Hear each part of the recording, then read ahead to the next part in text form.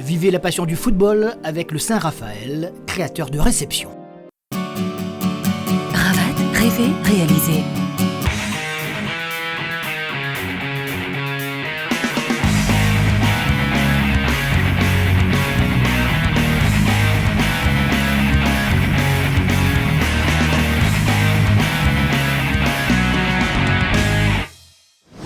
Bonsoir et nous sommes très heureux de vous retrouver après ce long week-end pour vous parler du football à La Réunion 97.4 Foot Plus et notamment du championnat de La Réunion et la 6e journée. Et si vous n'étiez pas avec nous hier par exemple dans notre émission 974 Foot à 13h, eh bien je réitère notre point de vue sur ce qui se passe actuellement à la Ligue. Vous savez sûrement, vous qui avez suivi l'actualité tout au long de cette semaine, que la liste conduite par Yves Etève, l'ancien président, a été définitivement écartée de la course aux prochaines élections. Ce sera donc celle conduite par Noël Vidotte qui sera aux commandes de la Ligue prochainement. Il était d'ailleurs temps que le temps s'éclaircisse tout simplement sur ces affaires qui nous intéressent à aller de très loin tout de même. Car 974 Foot, vous le savez maintenant et vous l'avez noté, c'est d'abord des images, des matchs, des joies, des rencontres, du jeu, enfin du football, quoi, tout simplement, en tout cas tel que nous l'aimons. Et cela tombe plutôt bien, direz-vous, avec cette 6e journée du championnat dont on va vous parler. Il y a eu des matchs très intéressants. Direction tout d'abord le stade de l'Est pour un choc entre la Sainte-Marienne et la Saint-Louisienne. Les deux équipes étaient coude à coude à la 2e place, à 1 point du leader, l'Excelsior, avant le coup d'envoi de cette rencontre. Alors, match ouvert ou match fermé ? Les deux coachs saint-louisiens sont bien présents, ils regardent dans la même direction, pas de souci. Les arbitres également sont là, M. Dubec et ses deux assesseurs, après un petit moment quand même de crainte où on avait pu penser qu'à cause de la grève partielle de certains arbitres, ils ne seraient pas tous les trois présents pour diriger cette rencontre. Donc finalement plus de peur que de mal, dira-t-on. Le coup d'envoi de cette rencontre sera bien donné à 16h comme prévu. Un match important évidemment entre la Saint-Louisienne et la Sainte-Marienne, deux équipes qui ont besoin de se placer dans ce championnat, deux équipes qui ont montré leur capacité également à jouer les tout premiers rôles. Et ce sont les Sainte-Mariens avec le maillot grenat qui sont les plus entreprenants. C'est vrai qu'ils sont à domicile bien que ce soit au stade de l'Est Jean-Yves Loula. Et c'est donc l'avant-centre Fabrice qui est le premier à tester la capacité gardien chassant de s'interposer. Encore le même Fabrice qui tombe ou qui plonge même, en tout cas c'est l'avis de l'arbitre M. Dubec, qui lui attribue pour simulation un carton jaune. Les minutes s'écoulent, Fred Bachelier replace ses joueurs, il faut donc trouver des solutions. La Sainte-Marienne semble tenir le bon bout face à une Saint-Louisienne pourtant bien organisée. Regardez cette transversale pour Mdoima qui remet immédiatement dans le paquet pour une reprise de Gladysson contrée au tout dernier moment par la défense saint-louisienne. 0-0 donc, le score acquis à la pause. Il faudra donc faire preuve de plus d'imagination, on dira. Eh bien, les Sainte-Mariens vont être les premiers à trouver la solution avec le capitaine Giovanni Mdoima, crochet à droite, crochet à gauche, centre du gauche, renvoyé et repris par qui ? Par Turpin. Turpin qui reprend de demi-volée immédiatement et qui permet à son équipe d'ouvrir le score. On joue depuis 49 minutes, donc 4 minutes à peine après le retour des vestiaires. La Sainte-Marienne enfin trouve la solution. Alors, la Saint-Louisienne, on l'a vu par le passé, n'est pas équipe à se laisser abattre. Elle va devoir réagir autant que possible avec quelques changements opérés par les entraîneurs. Il reste encore suffisamment de minutes pour que cette équipe saint-louisienne refasse son retard. 40 minutes exactement après cette ouverture du score. Bien malheureusement pour les Saint-Louisiens, 4 minutes plus tard, cette faute de la surface de réparation sur Gladysson offre à l'équipe Sainte-Marienne une nouvelle occasion. Là, c'est un carton jaune dans le sens opposé. C'est le défenseur qui a commis la faute, évidemment. La Sainte-Marienne et à Fabrice, précisément, l'occasion de doubler la mise. 54e minute, l'avant-centre Sainte-Marien ne se fait pas faute de tromper Fabrice Chassant. 2 buts à 0, on vous le dit tout de suite, ce sera le score final. Une Sainte-Marienne qui a dominé son sujet face à une vaillante équipe saint-louisienne bien organisée, pourtant qui n'a peut-être pas su non plus se montrer très entreprenante sur le plan offensif. Toujours-est-il que les dernières minutes vont être gérées tranquillement par l'équipe locale qui, malgré cette tentative saint-louisienne à 2 reprises, ce tir qui passe largement au-dessus. C'est lui qui aurait pu partir peut-être avec un score un peu moins lourd, 2-0, 2-1, pourquoi pas, avec par exemple cette occasion face à Pounousami. Mais il n'en est rien, vous le savez. 4 points importants pour la Sainte-Marienne alors que la Saint-Louisienne marque un peu le pas. Ça fait du bien surtout de gagner, ça nous fait 3 matchs d'affilée en championnat. Et je disais aux joueurs, si on arrive à être à un bon niveau sur ce match-là, on peut toujours penser à jouer le haut de tableau jusqu'au bout éventuellement. Mais ce n'est que la 6e ou la 7e journée. Mais on a fait quand même un bon match. Ouais, c'est vrai, perdre un match comme ça alors qu'on était bien en place, c'est décevant, c'est sûr, c'est très très décevant pour nous. C'est sûr qu'on avait mis un petit peu en place un petit schéma tactique pour pouvoir les contrer. Bon voilà, donc ça passe pas, donc on va continuer à travailler pour le prochain match, c'est sûr. On va dire que les 5 minutes d'absence, début de seconde période, coûtent cher. Ouais, ça nous coûte cher. Ça nous coûte cher étant donné que sur les 2 actions, quand ils marquent, le ballon est avec nous. Donc on la perd trop vite. Et après derrière, ils marquent. Et aussitôt qu'ils ont marqué, ils étaient de suite en confiance. Donc on a vu de suite après que nous, c'était un petit peu difficile. Donc voilà. De leur côté, la Saint-Pierroise et la Saint-Pauloise étaient également sur la même ligne avant cette 6e journée du championnat et avant cette rencontre, ce choc disputé hier au stade Michel Volnay. Un sérieux prétendant contre le champion en titre, cela ne pouvait que donner un beau spectacle. En tout cas, c'était de la théorie jusque-là. Et la Saint-Pierroise, avec le maillot bleu pâle, avait une certaine pression sur ses épaules. C'est vrai qu'il faut absolument en réagir. Les comptes ne sont pas bons. Le président Lucien Rayapin l'a rappelé à ses joueurs, ses protégés, qui bénéficient de toutes les conditions positives pour s'exprimer pleinement. Face, c'est vrai, hier après-midi au stade Michel Volnay, à une équipe de la Saint-Pauloise, tout de blanc vêtu, qui n'avait rien à perdre de ce déplacement. Le champion en titre, placé un petit peu en retrait des grands favoris cette saison, a tout à gagner dans ce genre de rencontre. Et c'est une équipe de la Saint-Pierroise qui va se montrer la première à l'attaque avec un maximum de pressing sur la défense saint-pauloise, avec ce tir par exemple de Cédera capté en 2 temps par le gardien de l'équipe saint-pauloise, Mathieu Pelops. C'est cette tentative directe, ce garçon, il ne se pose pas de questions, Ivan, il a une possibilité de tirer, eh bien il le fait. Et dans les buts de l'équipe saint-pierroise, il y a Julien Grondin à la place d'Emmanuel Ledoyen. Avec un coup franc pour l'équipe saint-pauloise, on est toujours au cours de la première demi-heure de cette rencontre. Le petit mur composé de 3 joueurs saint-pierrois ne peut pas faire face à cette tentative saint-pauloise avec une grosse pression devant la cage du gardien saint-pierrois. Ça passe au-dessus, donc pas plus compliqué que cela.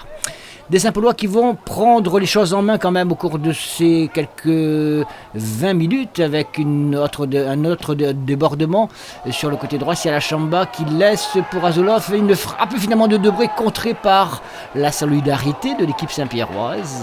Ça, c'est bon signe. Et la contre-attaque saint-pierroise ne va pas bien loin, elle est avortée. Ce sont toujours les joueurs saint-paulois qui sont encore à l'attaque. Regardez, ils mettent à leur tour la pression sur cette équipe saint-pierroise. Et finalement sur ce corner, ils seront récompensés de leur légère domination au point. Allez, une sortie ratée quand même, un boxage du gardien Grondin un peu raté, on va le voir encore mieux sur le ralenti. Et puis ce geste acrobatique d'un buteur, mais pourtant il n'est pas buteur. Larry Edmond est habituellement au poste défensif, et bien là il était à point nommé pour regarder d'un joli retourné acrobatique marquer ce but qui permet à la Saint-Pauloise de regagner les vestiaires sur ce score de 1-0. Attention, réunion de crise, conseil de guerre à la Saint-Pierroise. Il faut absolument remonter la pente, faire face à cette équipe saint-pauloise au cours de la seconde mi-temps. Sinon, on craint la catastrophe après les mauvais résultats, il faut le dire comme cela, de ces dernières semaines. Alors la Saint-Pauloise se réorganise pour tenter de conserver ses résultats, voire même, pourquoi pas, de marquer un 2e but et se mettre à l'abri. Les Saint-Pierrois, à leur tour, font entrer 2 joueurs frais.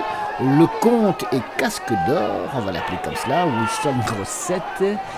Le public n'est pas très content, et pourtant parce qu'on a sorti Bord et également Boisseau, le capitaine. Eh bien, on ne sait pas si c'est un coaching gagnant. Toujours est-il que la Saint-Pierroise va continuer à son tour à faire preuve de bonne disposition. Là, c'est le Comte qui s'effondre de la surface de réparation. L'arbitre ne siffle rien. En tout cas, il siffle aussi, mais pas un penalty. Par contre, en dehors de la surface de réparation, c'était un coup franc, donc bien placé pour l'équipe saint-pierroise qui a l'occasion pourquoi pas d'égaliser.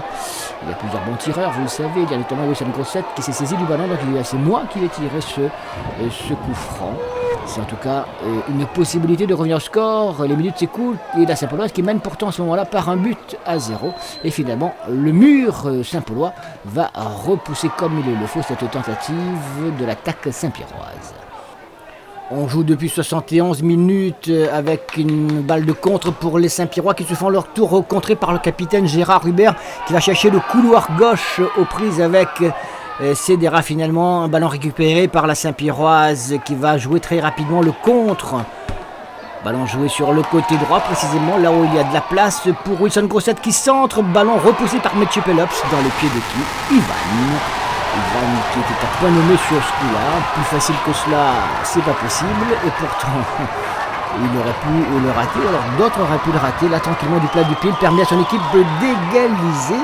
Et la chance tourne effectivement à ce moment-là parce que 3 minutes plus tard, c'est Siala Chamba qui va se faire expulser. Un but partout à ce moment-là. Donc 3 minutes plus tard, Siala Chamba expulsé. Les Saint-Pierrois vont mettre le pied sur l'accélérateur avec Lionel, l'ex-capitaine qui s'effondre dans la série de réparation. Mais il n'y a rien. En tout cas, il a un petit peu plongé sans doute. Les Saint-Pierrois qui veulent prendre les choses en main. Ils ont un joueur de plus sur le terrain. Ils se créent quelques bonnes occasions. Et finalement, ils vont trouver la récompense de leurs multiples tentatives. Le ballon joué finalement dans l'axe central. Le compte qui remet pour ce tir de Ivan. Et Pelops est à la parade. On croit qu'on va partager les points de cette rencontre. Et bien non, finalement, tout va basculer au cours des toutes dernières minutes.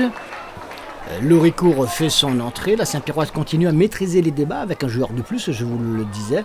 Loricourt précisément combine avec Adrien Lecomte sur le côté gauche. Et ce centre que laisse passer Ivan, il y a derrière Wilson Grosset qui profite de ce geste intelligent de la part de son partenaire pour catapulter le ballon au fond du filet. Regardez Ivan qui laisse intelligemment passer. Hop, derrière Wilson Grosset qui n'a plus qu'à allumer Mathieu Pelops, 2-1. La Saint-Pierrois ne s'en contente pas, va marquer même un 3e but pratiquement dans les arrêts de jeu. Regardez ce pressing, ce contre de Ivan qui va se jouer de toute la défense de Saint-Pauloise, dribbler le gardien qui essaye de le contrer. Mathieu Pelops, il pourra aller 3-1, c'est fini. Adrien, un match engagé. Ah oui, c'était difficile. En mi-temps, on était mené. Et en deuxième mi-temps, on a su réagir. Et on a gagné. C'est bien, ça fait du bien. On est content, on savoure. On bosse. On avait besoin de cette victoire. Et voilà, aujourd'hui on gagne 3-1 à domicile.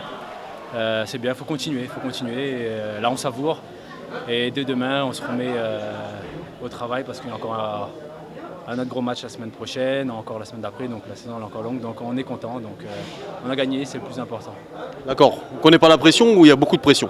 Non, il n'y a pas la pression. Après, c'est sûr que Saint-Pierre, on veut gagner. Donc maintenant, voilà, on a montré aujourd'hui qu'on avait un gros mental, même mené 1-0, on revient à 1-1, on marque le 2-1 et on remet encore un dernier coup de collet à 3-1. Donc voilà, ça prouve qu'on a du caractère et c'est de bon augure pour la suite du championnat. La Jeanne d'Arc de son côté a saisi samedi soir au stade Lambraquès du Port l'occasion qui lui était donnée de prendre les devants. La mission n'était pourtant pas simple face à une équipe du SDEFA qui a pris ses marques au sein de l'élite locale. Un match qui a tenu toutes ses promesses avec une équipe de la Jeanne en mauve face aux blancs du SDEFA, les mauves de la Jeanne au grand complet alors que du côté du SDEFA, il manquait au moins un des habituels titulaires, Kerbidi, mais il y a quand même des joueurs qui sont tout à fait capables, vous le savez, de tenir la baraque, surtout depuis le début de cette saison où les Dionysiens font feu de tout bois. Alors, un bon test, évidemment, face à l'équipe de la Jeanne qui était en quête de revanche après sa surprenante défaite de la semaine dernière. Eh bien, on va voir si les Portois vont se ressaisir. Oui, ils se ressaisissent très rapidement, en tout cas, au cours des premières minutes avec cette première frappe, ce coup franc de Juvet. Ils mettent la pression sur l'équipe du SDFA qui est obligée de se recroqueviller en défense. Regardez même ce contre défensif qui aurait pu faire mouche et tromper son propre gardien. Et finalement, sur ce côté droit, il y a un certain Dari, vous le savez, excellent joueur, rapide dribbleur, passeur, et c'est lui qui va donc trouver la faille dès la 8e minute pour cette passe pour qui? Eh bien, le buteur Briton. Briton qui, tranquillement, au milieu d'un paquet de joueurs, me direz-vous, c'est vrai, reprend cette balle, ce caviar, on dira, de Dari, qui est essentiel sur ce côté droit. On l'a vu jouer à plusieurs reprises, incontestablement. Il possède des qualités de rapidité, de dribble qui sont un régal pour ses partenaires qui n'ont plus qu'à attendre, comme là, regardez à gauche, pour pousser cette balle au fond du filet. On bouge, oui, ça vient, et dans les pieds, et boum, ça fait 1-0 à ce moment-là. Donc ça va très très vite, mais comme ça ne suffit pas, allez, un petit coup par-ci, un petit coup par-là, on en remet un deuxième, allez-y. On remet un deuxième, toujours sur le même côté droit, avec cette longue passe pour le même Dari qui prend encore de vitesse la défense dionysienne. Cette fois, c'est le deuxième poteau qu'il trouve Andy Permal pour le deuxième but de la Jeanne d'Arc. Presque le même scénario, me direz-vous, que le premier but, c'est vrai, avec cette accélération foudroyante de l'ailier droit portois. Très vif, très adroit dans cette façon d'éviter ses partenaires, ses adversaires, et donc il y a sous les yeux de l'habituel maire, d'ailleurs on va remarquer plutôt quand il ne sera pas là, le maire du port, pour l'instant il tient ses joueurs, enfin en tout cas il les supporte totalement, et là vous l'avez vu, une occasion pour l'équipe du SDFA de réduire le score, il n'en sera rien, ce qui veut dire que le SDFA n'a pas fermé le jeu et a cherché quand même à réduire ce score. Eh bien 2-0 à la pause, il faut quand même pour les Dionysiens essayer de trouver la bonne carburation, ce qui ne sera pas possible car l'équipe de la Jeanne va continuer avec le même Dari sur le côté droit à mettre la pression sur cette équipe du SDFA. Heureusement que Guillaume Lope est à la parade sur ce coup-là, mais ça va revenir cette fois du côté gauche pour un centre à bout portant. Et là, il n'y a pas de doute, il y a un doute parce qu'il y a un hors-jeu de Briton qui avait marqué son deuxième but. Donc ce n'est que partie remise, même si l'équipe du SDFA, avec ce tir de Jérémy Anila, oblige le gardien Gaury posé à son tour à s'interposer. Cette réduction de score aurait pu être intéressant pour l'équipe du SDFA au cours de dernier quart d'heure. Et bien, finalement, ce sont les Portois qui ajoutent un troisième but. 3-0 sera le score final avec cette passe pour qui? Eh bien, Mendy, le buteur de cette équipe du Port, qui ajoute une unité supplémentaire à son total déjà bien intéressant. C'était Briton cette fois qui s'est fait passeur de ce troisième but portant. 3-0, ça paraît évidemment sévère pour l'équipe du SDFA, mais ce n'est pas non plus immérité pour cette équipe de la Jeanne qui a dominé les débats, qui a été beaucoup plus active, surtout très réaliste, vous l'avez vu.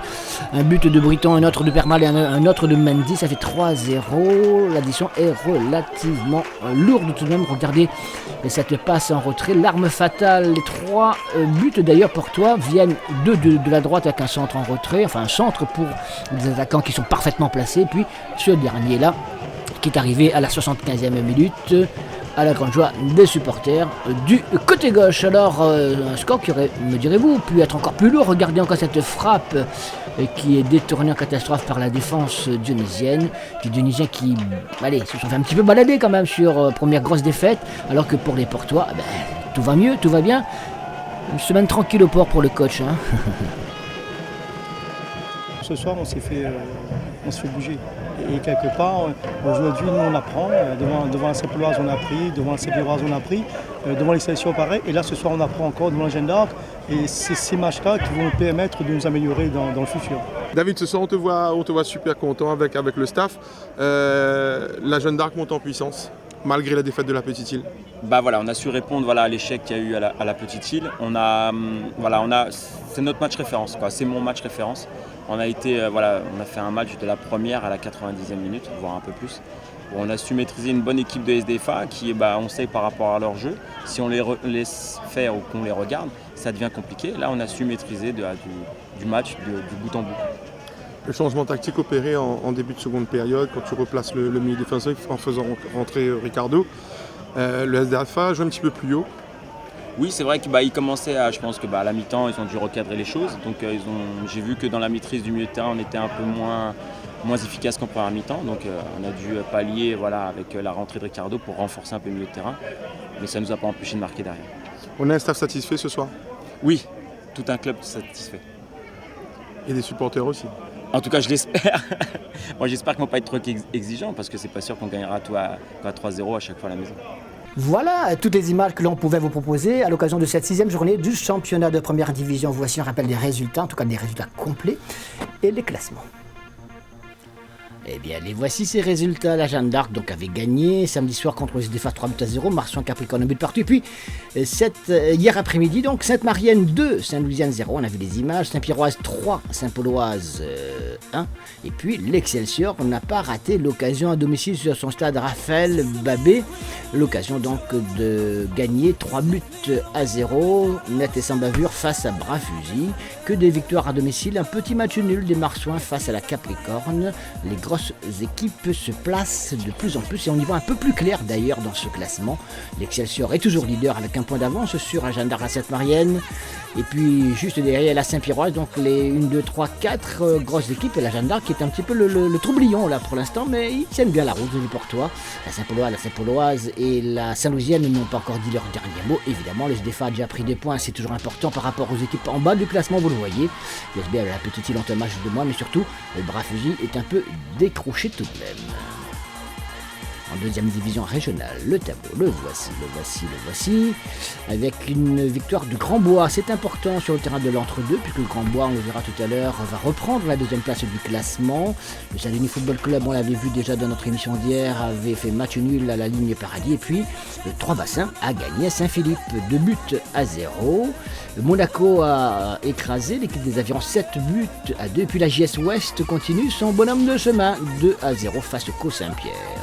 L'Oxa Léopard, tiens, première victoire de l'Oxa Léopard sur Piton Saint-Leu, 2-1 au classement de cette deuxième division régionale. Toujours l'équipe de Trois-Bassins, leader incontesté pour l'instant. Grand Bois reprend, je vous le disais, la deuxième place devant le Saint-Denis Football Club. La JS Ouest reste placée dans cette course à la première place, juste devant Monaco, tout en bas. Vous le voyez, Aviron entre deux, l'AF Saint-Louis, voire même Sainte-Suzanne.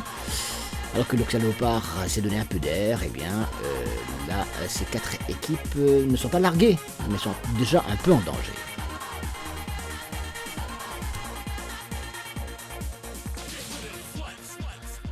On termine avec de la course à pied, le détour, une course mythique, une course populaire et très appréciée par les spécialistes qui s'est déroulée il y a quelques jours sur les hauteurs de Saint-Denis. Un sympathique petit magazine tout simplement, signé Alexandre Gilles pour 974 TV.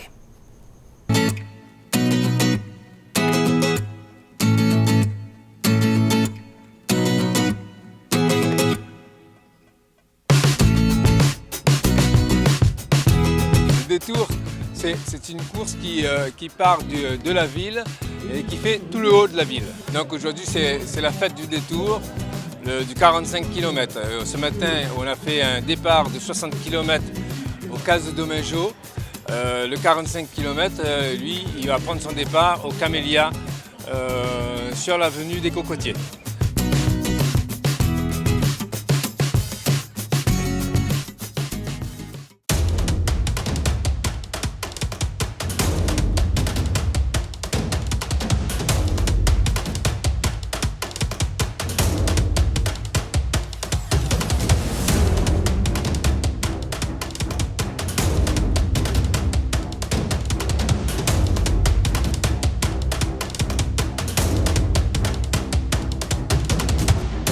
J'aime bien, je crois, les profils en triangle. Une grande montée suivie d'une grande descente, en fait. Voilà, c'est comme un petit arc-en-ciel.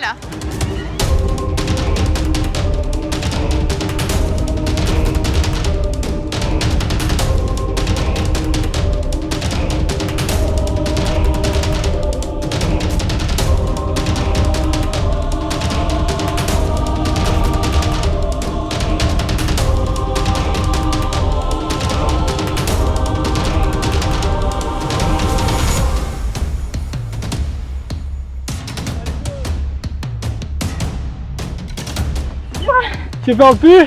Non, je parle plus. Et si tu parles? Non. Non. La patate? Ouais.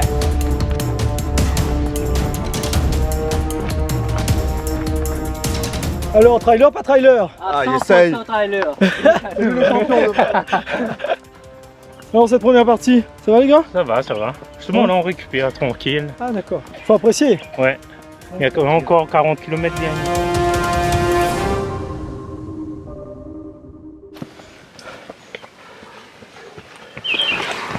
Ça va les filles? Allez, allez, allez. C'est dur. C'est chaud.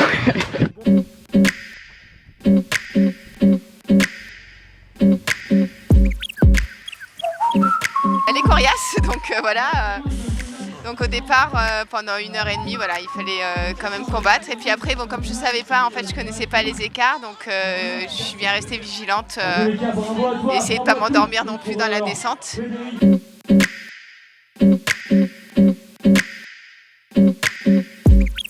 On n'a jamais cette sensation qu'ont les premiers ou le premier garçon à être seul devant. Je pense qu'on joue aussi avec les garçons, c'est-à-dire que bon, au scratch on essaye quand même de se placer. Donc voilà, oui, c'est une course dans une course, en effet.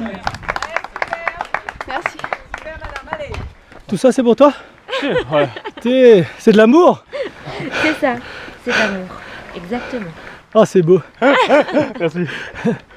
Bon, du coup tu vas arriver premier après? Ah ben là, je pars en sprint, toi. Ok. Jusqu'au bout. Il a gagné. Bonne journée. Allez, Merci. à plus. Ça va, premier film passé là? Ah. Arrête un petit coup, à côté un peu. Ou la croisement de premier? Le premier, Ouais. on termine de passer. Et comment c'est-il? Ah, le top, trop frais.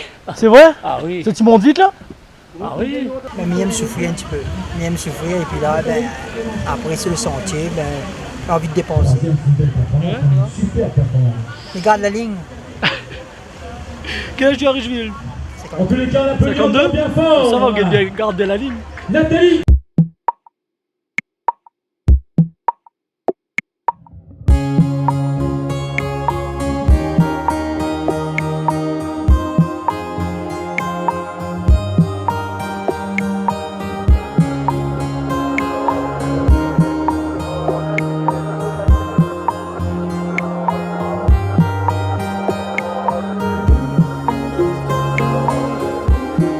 Elle est pas loin? Elle est 4-5 minutes à peu près. Même, hein? Mais c'est pas loin non? Non. Montagne c'est rien 4 minutes non? Non, bah oui, elle a descend derrière. Ça veut dire quoi ça? On va lâcher les chevaux. Oh, on est surtout des copines. Ah bon, tu peux dire ça? Manon, oui, Manon Bourgeois, une copine, une collègue, Ouais. très sympathique. Tu veux dire que les filles sont plus cool? Il y a Fatima Ibo, Ouais. très sympa aussi. D'accord. Voilà, Toi c'est Miam Zot toutes? une petite guéguerre sympathique. Belle embrassade à l'arrivée. Allez, Qu'est-ce qu'on va voir? Salut! Amuse-toi bien!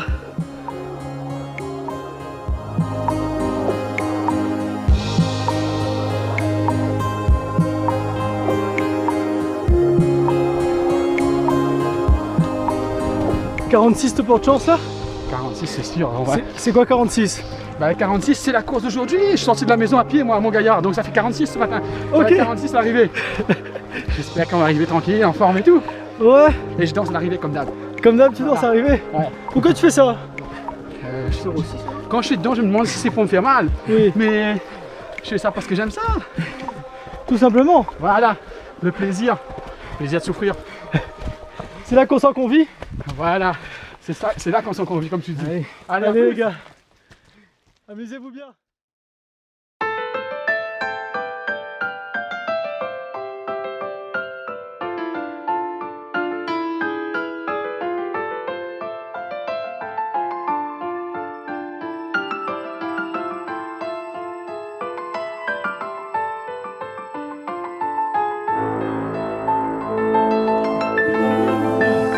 Elle remporte à nouveau le 45 km. Mano, ah franchement, ça fait plaisir.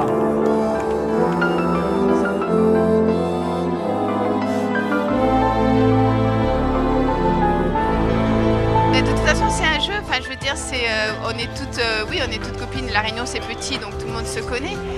Et je veux dire, quand on joue au tennis, c'est pareil. Contre son pote, on continue à lui parler après. Même il y a un gagnant et un perdant. Donc Donc ça, il faut le garder, il ne faut jamais que ça change parce que c'est extraordinaire. Donc on joue le jeu, on fait notre course, on se bat, mais voilà, après c'est fini, c'est un jeu quoi. Donc,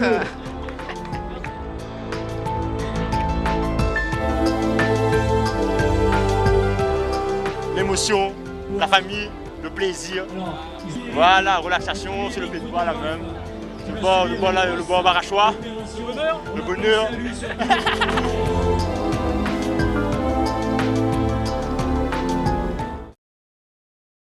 Retour sur le football pour terminer cette émission avec le programme qui vous attend le week-end prochain et la 7e journée du championnat. Brafuzy USB, Saint-Pauloise Sainte-Marienne, Capricorne Jeanne d'Arc, Saint-Louisienne Petite-Île, SDFA Marsoin de Saint-Leu et Excelsior Saint-Pierroise. Quel choc me direz-vous? 7e journée également du championnat en 2e division régionale. Regardez. Sainte-Suzanne, entre deux, Aviron Saint-Philippe, Piton-Saint-Leu, Monaco, Caux-Saint-Pierre, AF Saint-Louis, Saint-Denis Football Club, Auxerre Léopard, Grandbois, AJS Ouest, Trois-Bassins, Ligne, Paradis. Allez, on se retrouve dimanche prochain pour vous parler encore de football à 13h, 974 Foot, et le lundi soir à 21h, 974 Foot, plus excellente semaine, notamment sur Télé Créole. Et à très bientôt, salut.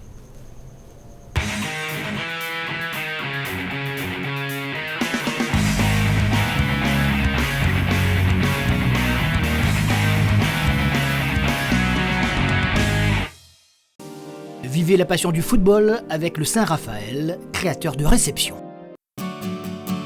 Ravat, rêver, réaliser.